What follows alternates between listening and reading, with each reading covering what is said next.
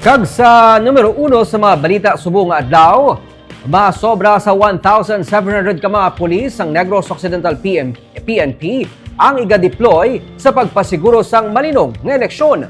75% na sang pwersa kung masobra sa 1,700 ka mga personnel sang Negros Occidental PNP ang iga-deploy para sa May 2025 elections. Ang mga nagabusong kagamay mga medical condition lamang ang hindi malakip sa deployment. Kay tungod naka-alerto na para sa piniliay sa Mayo ang tanan nga mga leaves ang cancelled. Inisunuman kay Captain Jodisus Catalogo ang spokesperson sang Negros Occidental PNP.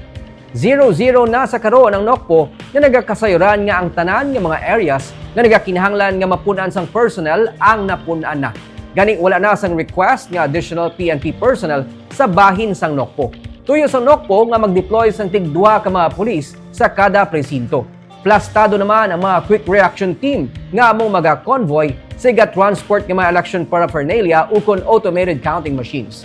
Ang mga lugar nga malagyo na kaangay sang kabukiran sa idalom na ini sa deployment sang Philippine Army suno kay Catalogo. Pero ginsiling man ni Catalogo nga ang deployment magadepende sa color ukon sa pag-categorize sa isa ka lugar, gani sarang pa nga may pagbago.